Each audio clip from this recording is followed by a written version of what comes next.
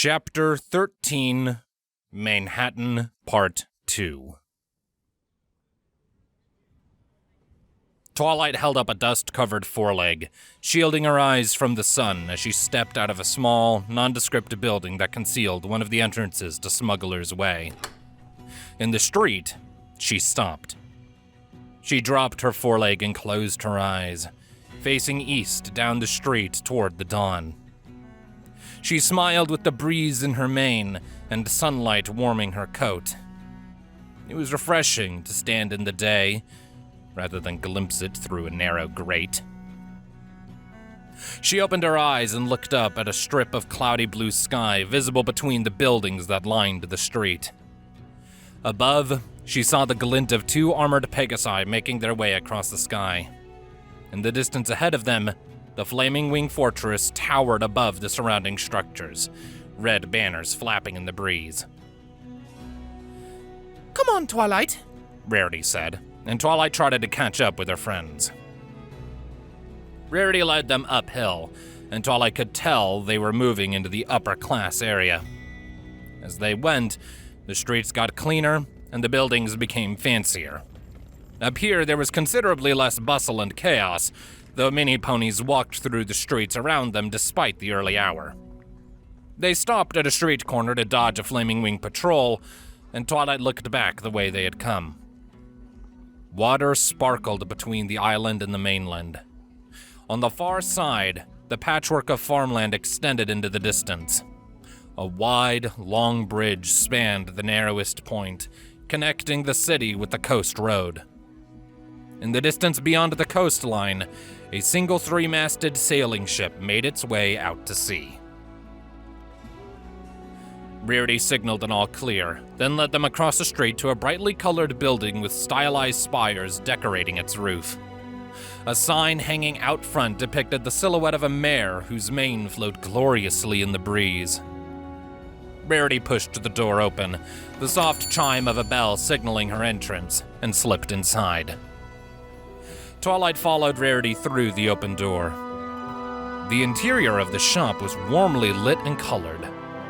An elegant pony behind the counter looked up and greeted Rarity with a smile.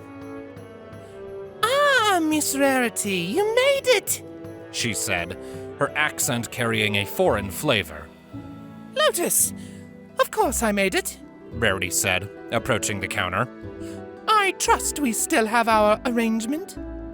She produced something from her bag of holding, and Twilight caught the glimpse of gemstones as she passed them across the counter. Lotus swept the gems behind the counter with a forehoof. "Absolutely, you have the place to yourselves." While Rarity and Lotus talked, the rest of the group filed in. Twilight glanced at them, standing awkwardly in the small waiting area, their rough, travel-worn appearance decidedly out of place in the clean establishment, and their hooves leaving marks on the blue rug in the center of the room. "No questions asked?" Rarity said. "No questions asked," Lotus confirmed. She looked past Rarity at Twilight and her friends.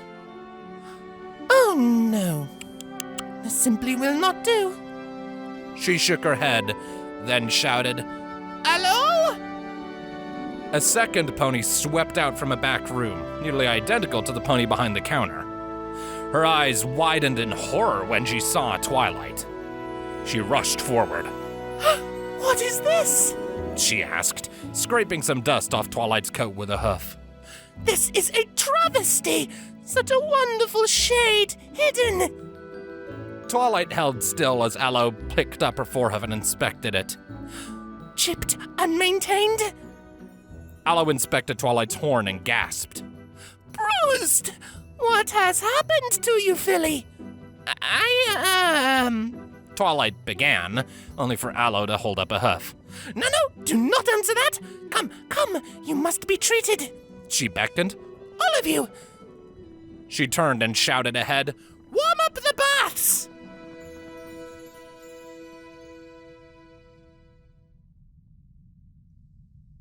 Twilight stewed in a bath. Even though she knew it was mud surrounding her, not water, she felt immaculately clean. Some pony held her hoof and filed at it gently. A mask of paste covered her face. A cool salve coated her horn, wonderful and soothing. Tender scents caressed her sinuses. Another unidentified pony brushed her mane. She even had cucumbers on her eyes. She had never been more relaxed in her life. Well, Pinky said from nearby, chewing. You were right, Twilight. They do have cucumbers at spas. This definitely beats the bath we had at the Helping Hoof. Twilight murmured, barely conscious. A quiet moment passed, and she slipped away into a dream. White feathers caressed Twilight. Celestia's wing lovingly draped over her. The goddess looked exactly like Spike had described. Her horn was long and elegant. Her mane was an aurora, flowing in an ethereal breeze. She looked at Twilight, her eyes glowing gold, and spoke. She will be the death of you, Star Swirl. She could bring the death of us all. Twilight looked down. There was a black thorn buried in her chest, festering. Shadows reached out and pulled her away from Celestia. She struggled against their clutches, fighting to return to the light. Celestia looked down at her from a bank of clouds, silhouetted against the sun. Evil ponies surrounded Twilight. They rushed at her with weapons held high. She cut them down like a farmer reaping wheat. She had to live. Star Swirl wanted her to live. Blood spilled around her. She was power. But every time she killed, the thorn drove deeper. The harder she fought to survive, the farther the shadows pulled her. Eventually, she couldn't see the golden glow of the goddess's eyes. She was alone. 12 black wings spread open above her, radiating around a central eye. The eye opened and revealed a maw of bloody teeth. She drew ever closer to it, unable to escape. Twilight came awake screaming. She couldn't see. Something sucked at her hooves, holding her back as she tried to rise. She reached for her swords, but they weren't strapped to her. Her horn surged with magic. Flames wreathed her hooves, sizzling in whatever held them. And then, some pony hugged her, warm and gentle. Shh. Twilight, it's okay. Fluttershy whispered in her ear. Twilight dissipated the spell, allowing it to harmlessly fade as realization dawned on her. She pulled the cucumber slices off her eyes with her magic. She was in the spa with her friends. They were staring at her with concern. She was safe. She buried her face into Fluttershy's shoulder. I almost... she thought. If I had completed that spell, then... Fluttershy's coat was damp against her cheek. Am I crying? She wondered.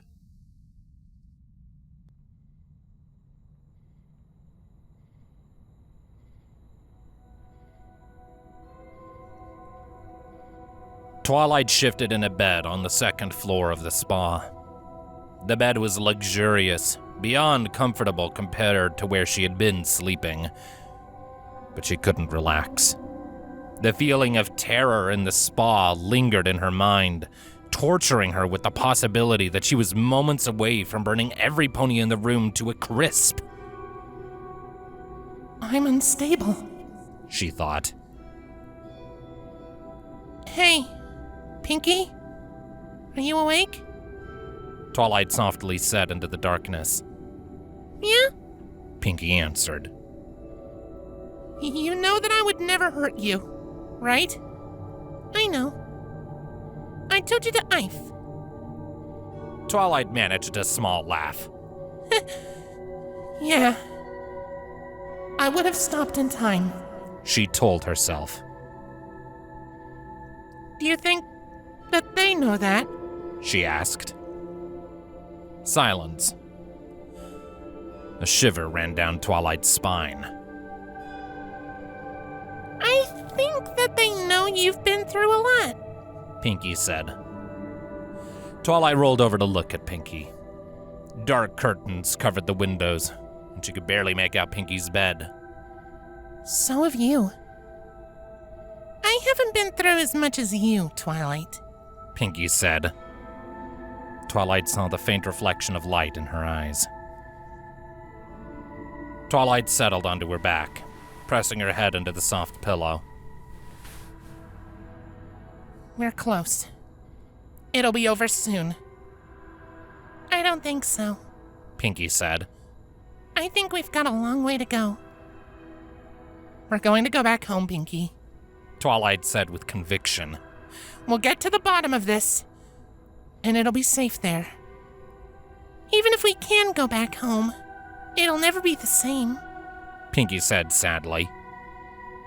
Twilight sighed. She's probably right, she thought. She didn't want Pinky to be right.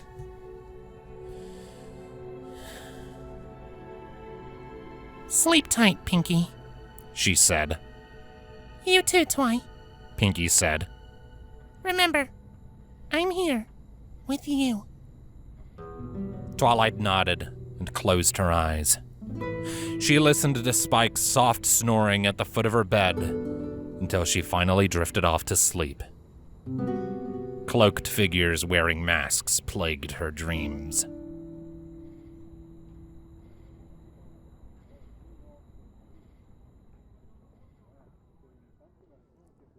Twilight languished in a hot bath, sipping tea. The bath water smelled of lavender, courtesy of a special soap Lotus had provided. She took in the view out the second-story window. The sun was low on the horizon, its rays shimmering across Rigger's Cove. Twilight held up a flyer. It had sketches of all 6 of them, along with their marks printed from a block carving. It promised 1,000 bits for information leading to their capture. Should we be worried? She asked. Rarity, resting on a couch wrapped in a thick robe, shook her head. No. Lotus and Hello would never sell out a customer.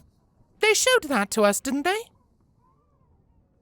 She set the flyer and the tea aside and pulled herself out of the bath before her hooves got too soft from the water.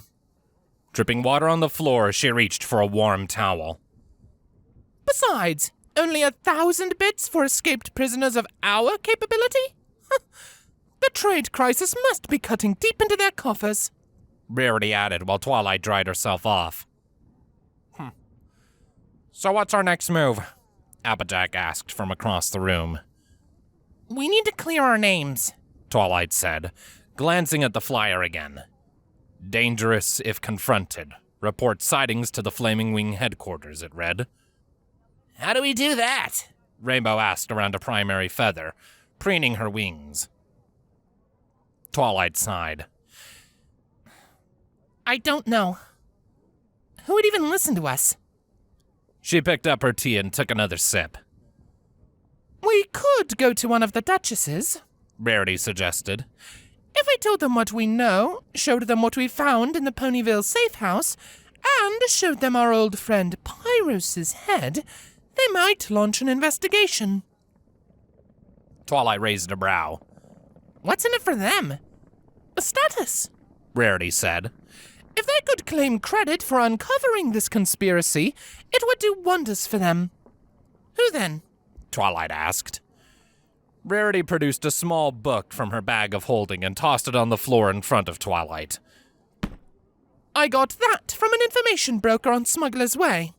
It's everything there is to know about Manhattan's esteemed dukes and duchesses.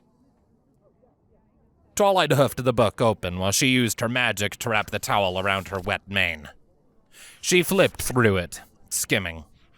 4 duchesses and 2 dukes, each selected to represent the interests of one of Manhattan's 6 great merchant houses. Take a look at Duke's shining armor, Rarity advised. Twilight found the page and read it over. Shining Armor had been an orphan of unknown parentage until he married one Miyamore Cadenza. After that, her parents had died, and he and his wife inherited a great deal of money. In less than a year, he became a duke. The page included a sketch. He was handsome, with a chiseled jaw and strong features. His mark was interesting. A shield adorned with a six-pointed star, much like hers. He was probably a talented magic user. "Can I see it?"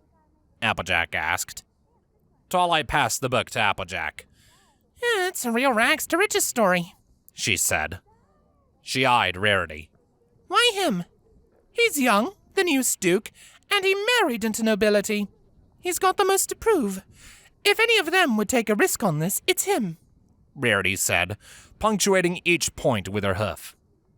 Applejack nodded. Makes sense. Their estate is nearby, Rarity pointed out. We could get there by sundown. Well, then what are we waiting for? Rainbow asked, standing up.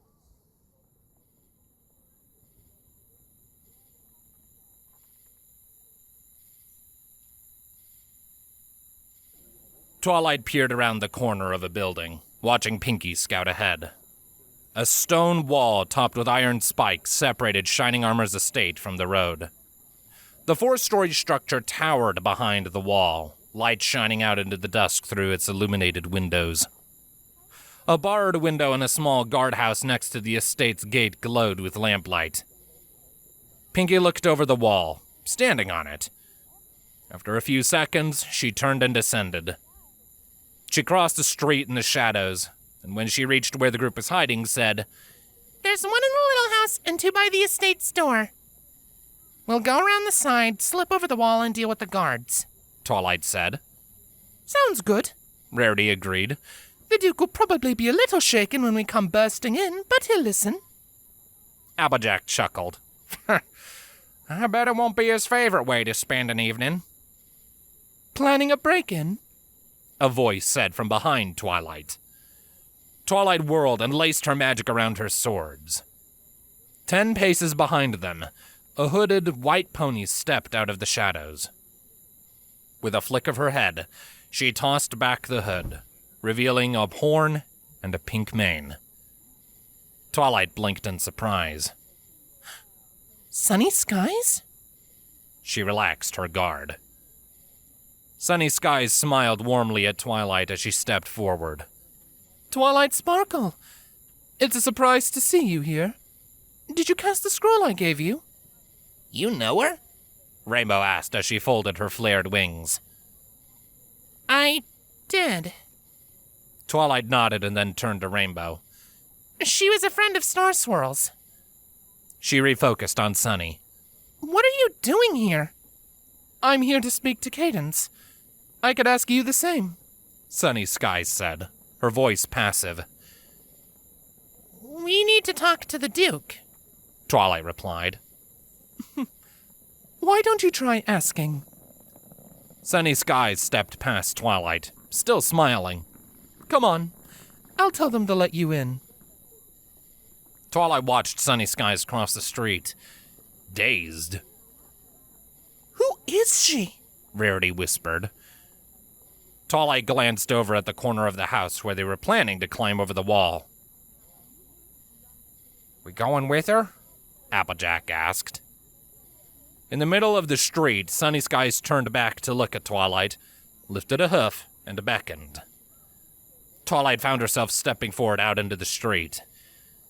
There was something entrancing about the unassuming unicorn in front of her. She felt safe. They waited in beside the gates while Sunny Skies gently knocked. Almost immediately, a small panel in the gate slid back. Sunny Skies? The guard's pony on the other side asked. Without even waiting for an answer, the gate swung open. The two guards on the far side jumped in surprise when they saw Twilight and her friends. Their chainmail clinked as they shifted into a defensive posture. Who are they? One asked. They're with me, Sunny Skies said evenly. Of course. Right this way, one of the guards said, bowing slightly. Princess Cadence is waiting for you in the dining room. She turned down a path that led to the estate's double doors. Twilight blinked. Princess? She didn't have time to ponder for long. Before she reached the doors, one of the guards held up a hoof, gesturing for them to stop. "Could you leave your weapons with us?" he said. And Twilight could tell from his tone that he wouldn't let them in unless they complied. She shifted nervously, remembering her last experience with giving up her weapons, and shook her head. I'd rather not. Let them in, Sunny Skies said. It won't be a problem. You have my word. The guard swallowed and opened the doors for them. Twilight stepped into the entry foyer, her clean, polished hooves clicking on the marble tiles. A chandelier hanging from the vaulted ceiling illuminated a grand ballroom. To her left, a staircase climbed to a second-story balcony. A servant on the staircase busily polished the railing, pretending not to look at them. Ooh, fancy! Pinky said, glancing around the room with fascination. Another servant, smartly dressed in a black suit, greeted Sunny Skies. Right this way, Lady Skies, he said, his gaze passing over Twilight and her group. His eyes narrowed, but he turned and led them towards a wide doorway leading out of the ballroom to the right. On the way, he paused beside a pony wearing an apron and whispered something. I know. We're going to the dining room, Sunny Skies said with an understanding smile. Why don't you figure out how to accommodate your unannounced guests? She suggested as she stepped past. I can find my own way. The pony in the suit dipped his head. Of course. We'll be serving supper shortly.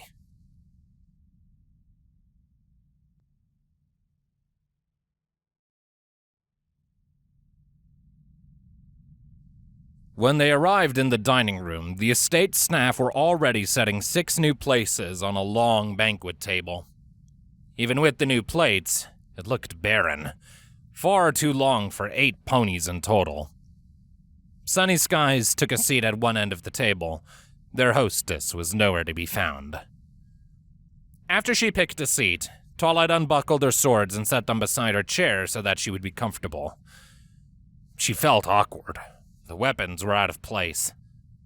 At least I don't look like I'm fresh out of prison, she thought. As she propped Celestial Fury against the table, a voice drew her attention. I'm sorry, I had to step out for a moment. Twilight focused on the speaker. A pink unicorn with a styled, marble-patterned mane stood at the end of the table. She wore a loose-fitting robe of white silk. She stretched before taking her seat opposite Sunny Skies, and wings spread from her back, emerging from under the robe. Twilight stared in awe. Sunny, you didn't tell me you were bringing friends. The alicorn said, eyeing Twilight. I'm sorry, Cadence. I didn't expect them either, Sunny Skies said. A servant ladled some soup into the silvery bowl in front of Twilight, and she snapped out of her daze. You're the Crystal Princess, she blurted. Twilight, Rarity hissed from beside her. Don't be rude. Cadence dipped her head. I am, she said, a hint of something sad in her tone. Regret? Resignation? Twilight wondered. Cadence, I warned you about calling yourself a princess, Sunny Skies said. It's what I am, isn't it? Cadence said, her voice defensive. It's my right. You said yourself I was heir to her power. It's only going to cause tension, Sunny Skies said. She unfurled her napkin, toying with it. I heard a rumor that you're planning on asking the duchesses to back you as the rightful ruler of the Crystal Empire when they next meet. Is that what this visit is about? Cadence asked irritably. She lifted a glass full of red wine to her lips and took a hurried sip. Twilight awkwardly looked between them. The table had suddenly become tense. She felt like her group wasn't supposed to be here. They all sat quietly, watching. Cadence, is it true or not? Sunny Skies said, staring hard down the length of the table at Cadence. Cadence sighed with resignation. It's true. Sunny glared at Cadence, her eyes smoldering. You're going to start a war, she said with a cold calm. Cadence shot up out of her seat, staring back at Sunny Skies in defiance. I'm not the one who's starting it, she shouted. Look around you. Manhattan and the Empire are a hair's breadth away from war already. The mere rumor of my existence is making the Empire lash out. Just 2 weeks ago, they sent assassins. Assassins! If it weren't for shining armor, I would be dead. Sunny Skies rose from her seat. All of the calm and safety Twilight had seen in her had vanished. Have you even thought about what you are about to unleash? Sunny Skies said, her voice still controlled. Thousands will die, maybe hundreds of thousands. Raping, pillaging, famine, is that what you want, Cadence? What I want? Cadence yelled. Did Celestia even think about what I wanted when she chose me for this ascension? I wanted to live happily ever after with my new husband. She flapped her wings. Not spread these things and be told I'm a demigod. If the Empire takes over and finds me, they'll kill me or worse. I need to unite the merchant houses while I still can. Cadence looked down at the table. Tell Celestia I'm doing the best I can with what I've been given, she said. If she wants to strike me down, she can. Isn't that what she does with gods that step out of line? Sunny Skies sighed, still standing. She hung her head low. Twilight thought she looked weary. Exhausted, even. Celestia thinks you can do better. But so can we all. Sunny Skies said slowly. I'm sorry, Cadence. I'll take my leave. Sunny Skies turned away from the table and made her way towards the door. Or did she just strike down her sister? Cadence shot after her. Sunny Skies' step hitched, and then she trotted quickly out. Cadence eyed the hilt of Celestial Fury propped against the table. She looked at the group. Are you Celestia's champions? Is that why Sunny Skies brought you here? To kill me? She sank back into her seat and held her head in her hooves. Is she crying? Twilight wondered, watching Cadence's chest heave. She felt a pang of sympathy and shook her head. No, we're not. We barely know Sunny Skies. We're just here to see... One of the double doors that led into the ballroom flew off its hinges and hit Applejack in the back, knocking her face first into the table and scattering dishes. The plate on her forehead absorbed the blow, and she kicked the sheet of wood back the way it had come. The door crashed into the wall beside the torn hinges. In the same moment, Twilight reflexively cast Stone Skin. She jumped up onto the table, facing the door. She saw a unicorn on the far side with a silver tower shield floating beside him. She recognized him from the sketch. Duke Shining Armor. Shining Armor focused and shot a light from his horn. It hit her square in the chest, and all the layers of her stone skin crumbled away. Breach, she realized. No matter. She had another stone skin stored in Solstice, ready to be cast as part of a sequencer. Cadence shouted something, but Twilight couldn't hear what it was over the sound of the door falling to the floor. Shining Armor was already advancing toward her, shield held high. He focused on her with single-minded purpose. She held her swords ready, a plan of action flashing across her mind in an instant.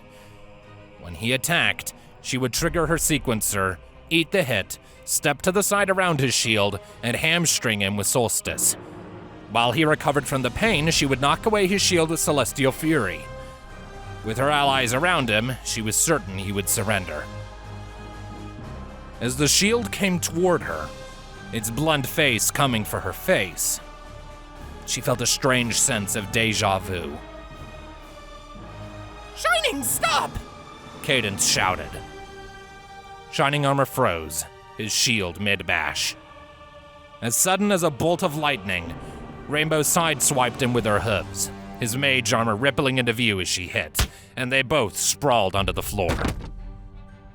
Pinky dove off the table into the melee and hit Shining Armor in the horn. His shield clattered to the floor. Everyone, stop! Stop! Shining, she could help us! Cadence said. Rubbing his horn, Shining Armor looked between Twilight and Cadence in disbelief. Ah! She can, he said. His voice seemed vaguely familiar. Oh, I am so sorry, every pony, Cadence said. My husband has been jumpy since the assassination attempt. Shining Armor picked himself up off the floor, eyeing Pinky and Rainbow wearily. I heard shouting. I thought something was wrong. He looked at Twilight. Then I saw it. He paused for a moment, wincing as he held his horn. Your swords. Twilight glanced at Cadence. It's okay. I'm sorry we appeared to be a danger, she said.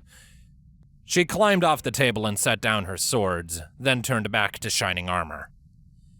That said, you could have hurt somebody with that door.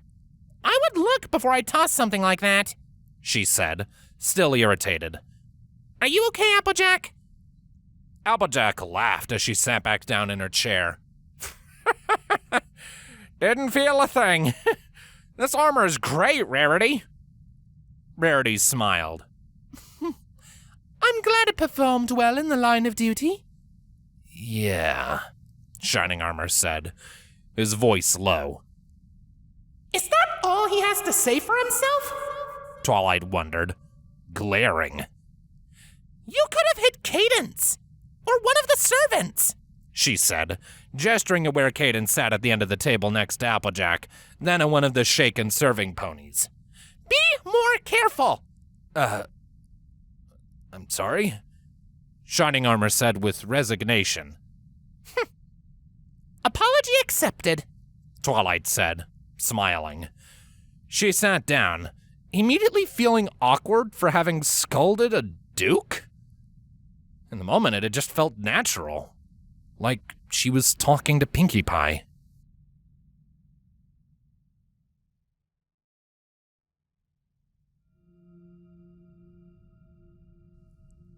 I'm glad you brought this to us, Shining Armor said. We inherited considerable investments in iron. Twilight looked up from her food at where Shining Armor sat at the end of the dining room table, reading through the documents from the Ponyville safe house. The places had been reset and the servants had brought out the main course. Every pony ignored the missing door. At first, the Iron Circle seemed like a normal trade organization, but not long after I became an alicorn, they started to get more sinister, Cadence said. I couldn't pull the money we had invested into associated merchants without alerting them, but we investigated as best as we could. Do you know who's behind this? Twilight asked between mouthfuls. The food was delicious, far better than what they had to eat at the spa, but the portions were lacking. She had asked for seconds twice. I think the Empire influences them, Cadence said. They were probably promised control of the city. It would certainly explain why they'd propagate a trade crisis. Rarity said. If they raised tensions, the Empire could justify an invasion. She daintily nibbled some herb-roasted potato off the end of her fork. Don't explain why they'd go out of their way trying to kill Twilight, though, Applejack said. About that, Shining Armor said. This Black Knight you've mentioned. I've heard of him. Twilight snapped her attention to Shining Armor, instantly alert. What did you hear? He hunts ponies with certain unique attributes. He's efficient, experienced, and effective. He's killed in Manhattan more than a few times, and the Flaming Wing couldn't stop him. Shining Armor said while he distractedly speared some food with a fork. Unfortunately, even though he was an art mage, Star Swirl didn't stand a chance. Twilight bristled. He got caught off guard. Yeah, Pinky said. Star Swirl was the bestest wizard ever.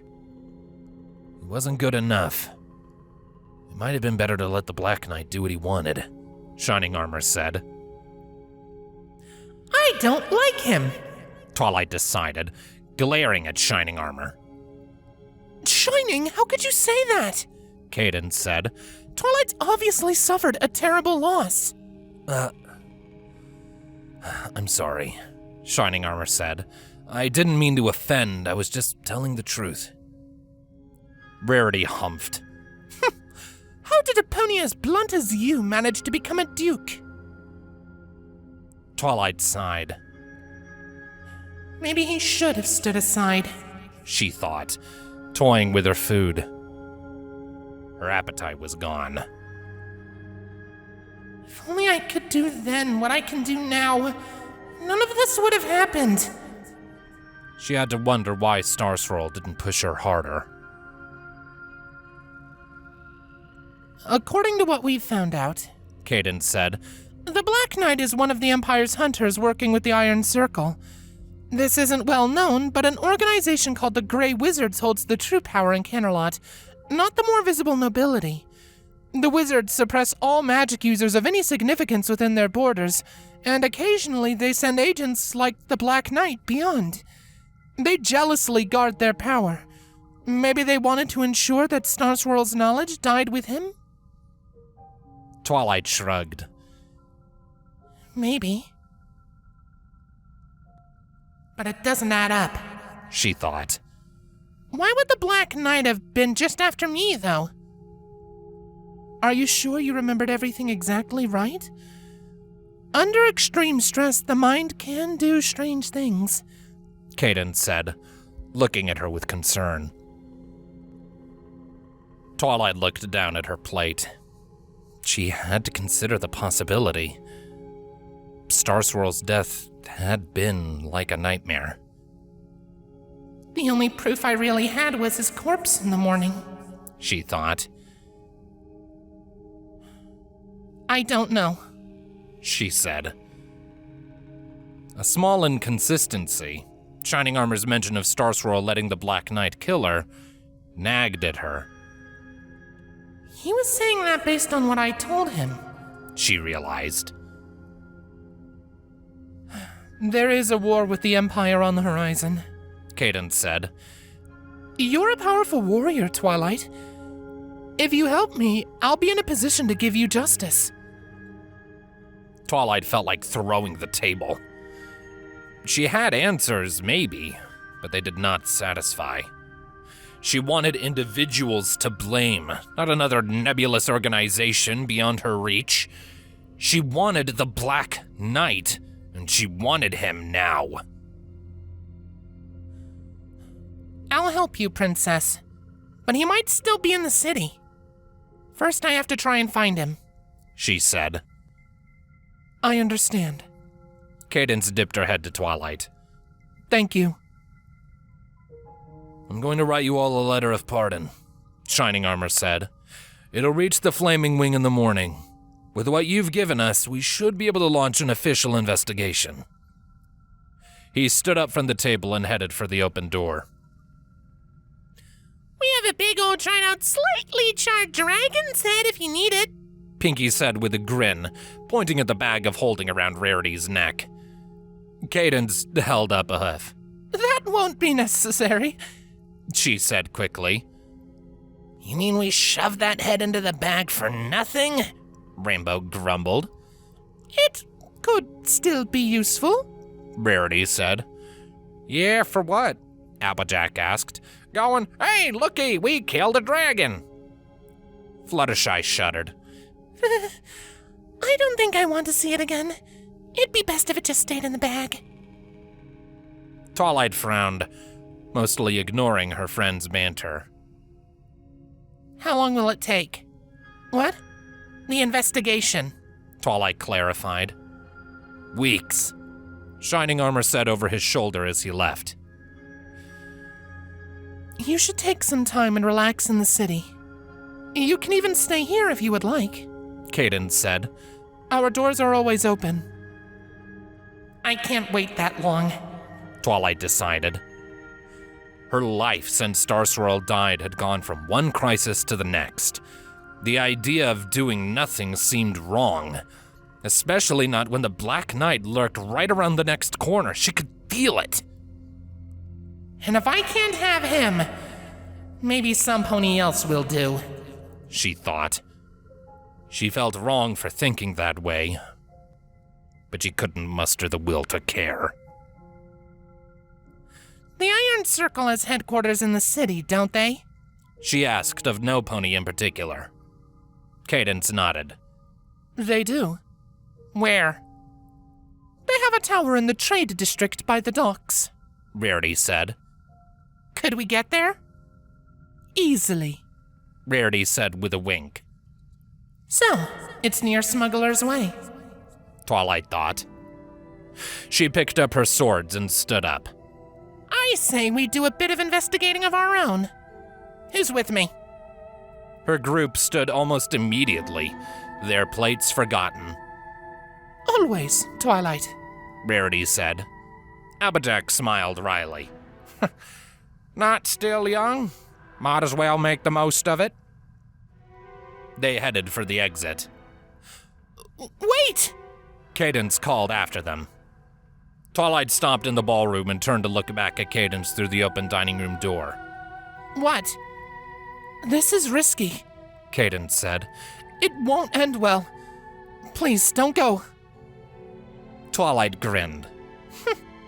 I think you're underestimating us. She continued forward into the night.